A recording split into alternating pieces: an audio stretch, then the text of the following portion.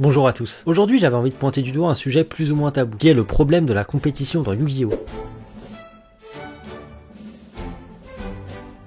Je vais pas me faire des amis chez Konami avec un sujet comme ça moi. Malgré le fait que le jeu devient de plus en plus populaire et qu'il y a de plus en plus de joueurs chaque année, je trouve que comparé à certains TCG, Yu-Gi-Oh! Possède beaucoup de lacunes. Pour commencer, les decks méta coûtent souvent extrêmement cher. Et si on regarde les représentations lors des gros tournois, on se rend compte qu'énormément de joueurs investissent des sommes monstres dans le jeu. Je peux comprendre qu'on dépense un petit peu pour rendre ou jouer un deck optimal, mais quand on voit les cash prizes ridicules et la possibilité de gagner sans dépenser autant, je trouve ça assez incohérent, voire même inconscient. Ils dépensent donc une somme monstre, ils perdent et sont frustrés, du coup ils redépensent et ça recommence. Je trouve qu'on peut même lier ça à de l'addiction. Et sans même parler du prix du voyage et de l'hôtel, c'est limite impossible d'être rentable à moins d'être très haut dans le classement. Parlons des cash prizes d'ailleurs. Dans d'autres TCG, il suffit de faire J2 pour être à peu près rentable lors de son tournoi. Pour ce qui est d'Yu-Gi, il faut faire un top assez conséquent pour espérer avoir des prix ne serait-ce corrects. Alors pourquoi Konami ne décide pas de nous donner plus de boosters ou de l'eau, vu que ça leur coûtera très peu étant donné que c'est leur propre produit qu'ils nous offrent. Je ne dis pas qu'il faut impérativement mettre de l'argent en cash prize, mais quand tu vois le prix des decks compétitifs et tu les compares aux récompenses, tu te rends compte qu'il y a un vrai problème, ce qui rend le jeu peu accessible pour les débutants et très peu rentable pour les joueurs compétitifs.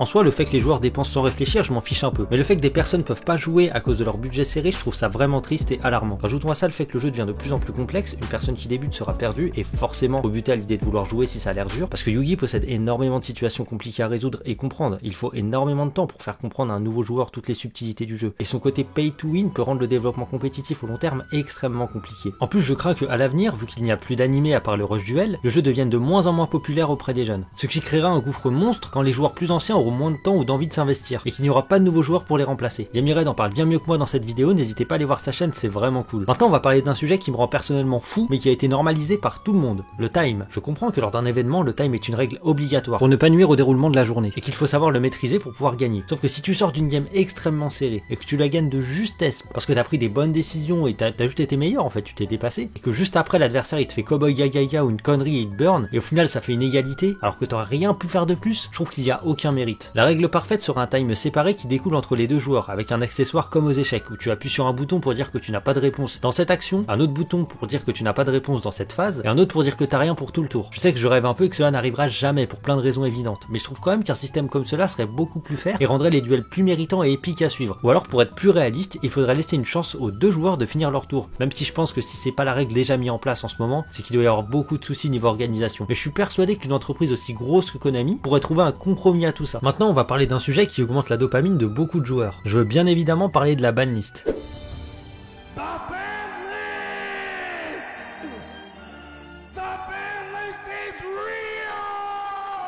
Ah, la banlist, le moment tant attendu par certains et redouté par d'autres. Moi je peux vous ban, je vous banne comme il faut.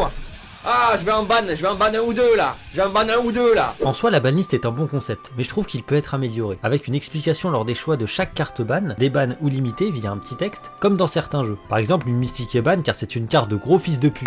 Cela nous éviterait de nous dire que certaines bans ont un but uniquement marketing. Il faudrait aussi que nous ayons les dates des bans, car aujourd'hui encore, elles sont totalement hasardeuses. On sait juste que c'est environ tous les 3 mois. Avoir la date nous aidera à nous préparer pour les gros events et à nous orienter sur notre investissement et build. En parlant des gros events, pour se qualifier aux européennes, il faut remporter un YCS, WCQ, OTS Championships ou un national. C'est plutôt fair, atteignable, mais pas non plus extrêmement facile. Pour se qualifier au World, attention, il faut farmer un nombre de points que l'on peut avoir en YCS, WCQ, OTS Championships, national, tout ça, et en tournoi boutique. Donc si tu n'as rien à faire de ton année, tu es avantagé de malade. Tu as juste à farmer comme un porc chaque event ou tournoi boutique à côté de chez toi, et tes chances seront beaucoup plus élevées que quelqu'un qui travaille à temps plein, ou qui fait ses études par exemple. D'ailleurs, ces gros events en question, ils sont organisés par nos judges, sans qui les tournois seraient très compliqués à gérer. Est-ce que vous savez comment Konami les remercie? Avec une display et un contrat bénévole.